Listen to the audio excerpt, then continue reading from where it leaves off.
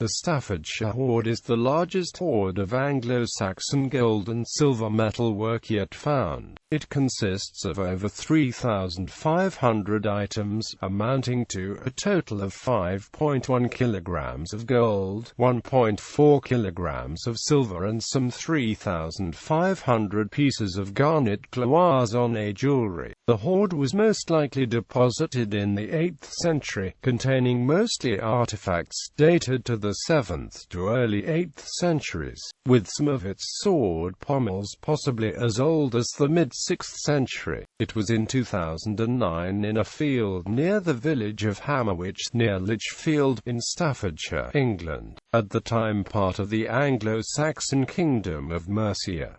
The hoard is of considerable importance in Anglo-Saxon archaeology. The artifacts are nearly all martial in character and contains no objects specific to female uses. The average quality of the workmanship is extremely high and especially remarkable in view of the large number of individual objects, such as swords or helmets, from which the elements in the hoard came. The hoard was purchased jointly by the Birmingham Museum and Amp Art Gallery and the Potteries Museum and Amp Art Gallery for £3.285 million under the Treasure Act 1996.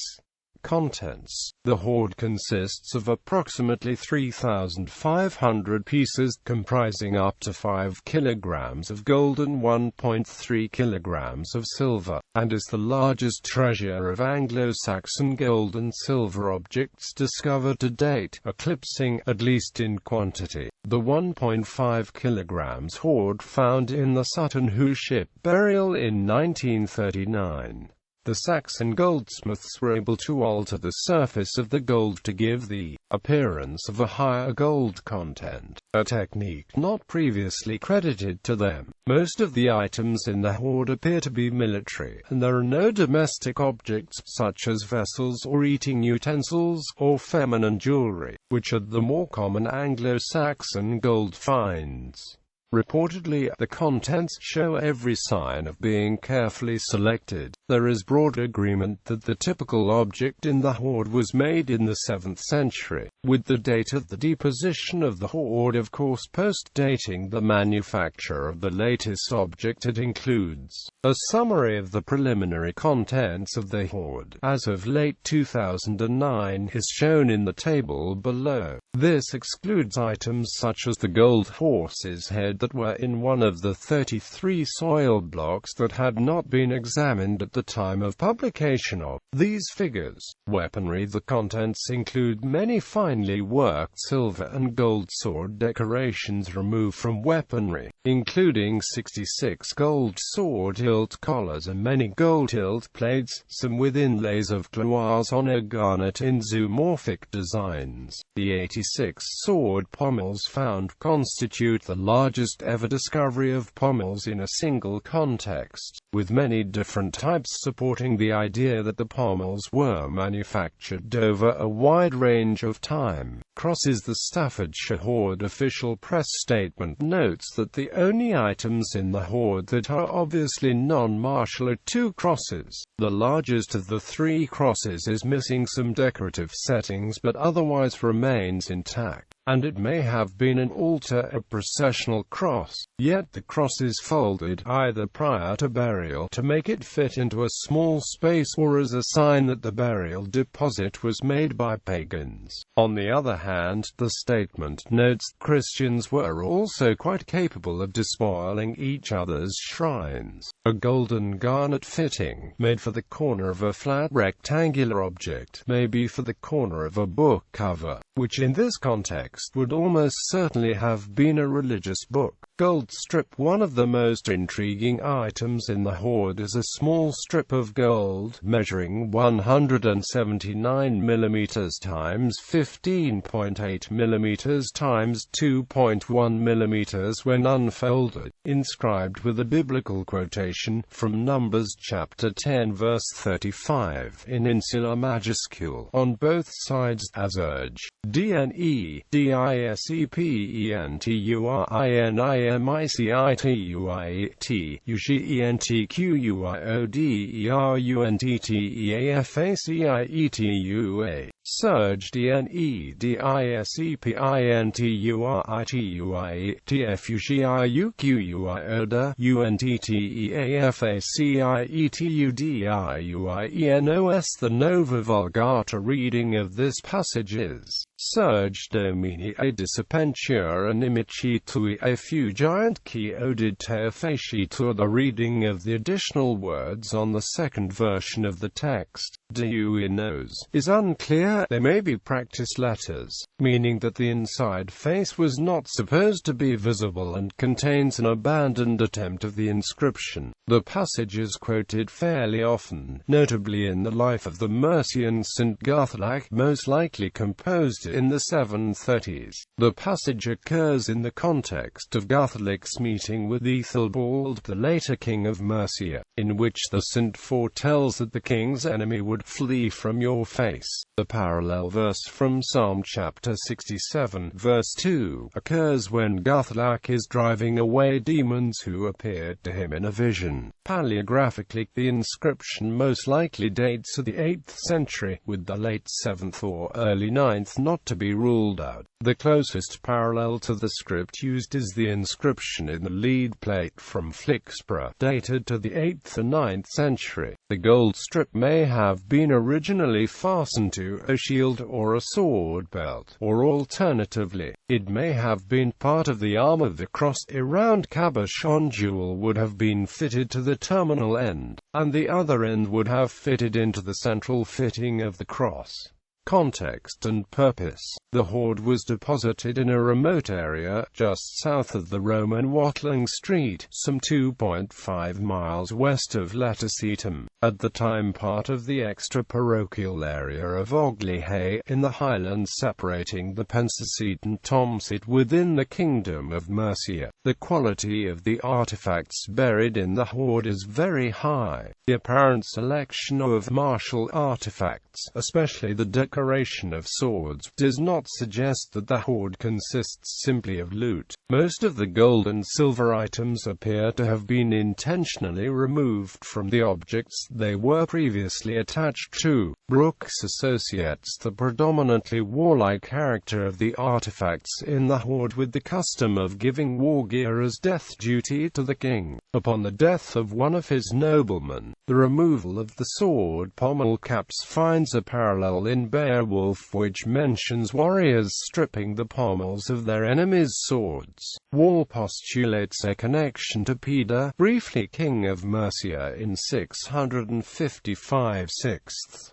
Discovery and excavation. Gold artifacts were discovered by Terry Herbert on 5 July 2009, when he was searching an area of recently ploughed farmland near Hammerwich, Staffordshire with a metal detector. Over the next 5 days, enough gold objects were recovered from the soil to fill 244 bags. At this point, Herbert contacted Duncan Slark, the finds liaison officer for the Staffordshire and West Midlands Portable Antiquities Scheme. The landowner Fred Johnson granted permission for an excavation to search for the rest of the hoard. 2009 excavation. Excavation work was funded by English Heritage, who contracted Birmingham Archaeology to do the fieldwork. Ploughing had scattered the artifacts, so an area 9 by 13 meters was excavated in the search. Because of the importance of the find, the exact site of the hoard was initially kept secret. A geophysical survey of the field in which the hoard was found discovered what could be a ditch close to the find. Although excavations revealed no dating evidence for the feature, further investigation is planned. In total, over 3,500 pieces were recovered. A final geophysical survey using specialist equipment provided by the Home Office did not suggest any further artifacts remained to be found. The discovery was publicly announced on 24 September 2009, attracting worldwide attention. An official website set up to showcase finds from the hoard received over 10 million views. rose in the first week after the announcement. Whilst Birmingham archaeology continued to process the find, items from the hoard were displayed at the Birmingham Museum and Art Gallery until the 13th of October 2009, attracting 40,000 people. Andrew Hay, the coroner for South Staffordshire, declared the hoard to be treasure, and therefore property of the Crown. A further selection of pieces from the hoard was displayed at the Potteries Museum and Art Gallery, Stoke-on-Trent. Key items and numerous smaller pieces were then taken to the British Museum, London, where cataloguing and some initial cleaning and conservation work commenced. As of the 24th of September 2009, 1,381 objects had been recovered, of which 864 have a mass of less than 3 grams, 507 less than 1 gram, leaving just 10 larger items. X-rays of unexamined lumps of earth suggest that there are more to be revealed. Early analysis established that the hoard was not associated with a burial.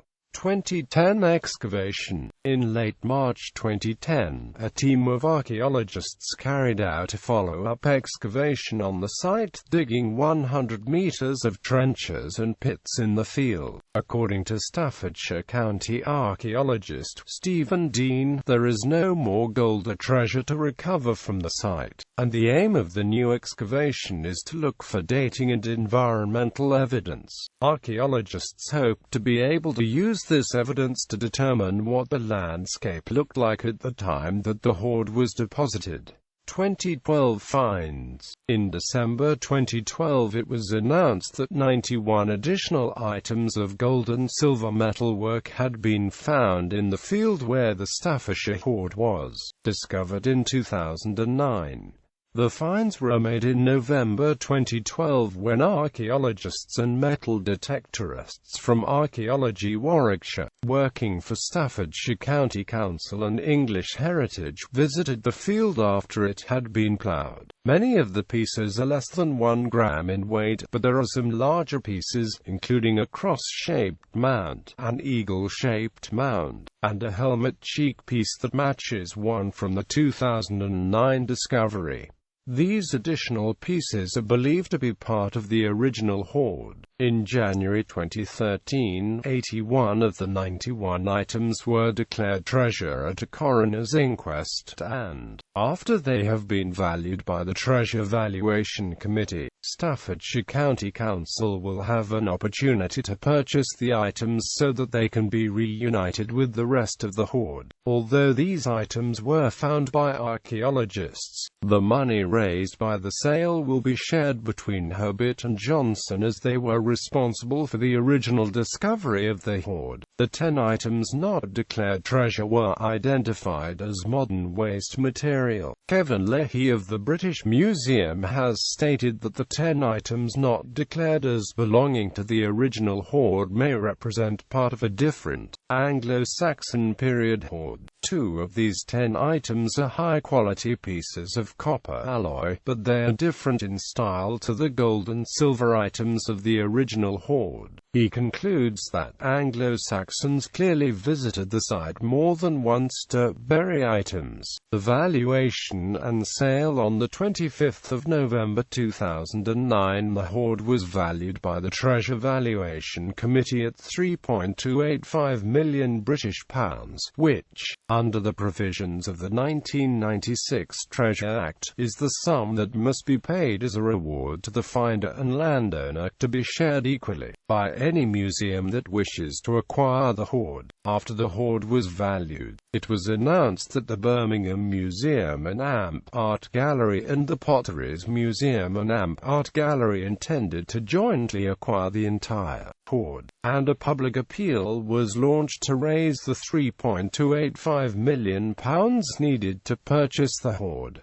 The Art Fund coordinated the appeal. If the sum had not been raised by the 17th of April 2010, the hoard might have been sold on the open market and the unique collection permanently broken up. On the 23rd of March 2010 it was announced that the sum had been raised 3 weeks before the deadline, after a grant of £1.285 million from the National Heritage Memorial Fund was added to the money already collected from individuals, councils, and other groups and associations. Although the purchase price has been achieved, the Art Fund appeal is still continuing, in order to raise a further £1.7 million to help fund the conservation, study and display of the hoard. Terry Herbert, the finder of the hoard, and Fred Johnson, the farmer on whose land the hoard was found, each received a half share of the £3.285 million raised by the Birmingham Museum and Amp Art Gallery and the Potteries Museum and Amp Art Gallery. The two men were later reported to have fallen out over the division of the money. The hoard was first displayed at the Birmingham Museum and Art Gallery, and subsequently part of the hoard was put on display at the British Museum. 80 items from the hoard, including a gold horse's head that has not previously been exhibited, went on display at the Potteries Museum and Amp Art Gallery in Stoke-on-Trent from the 13th of February 2010 until the 7th of March 2010.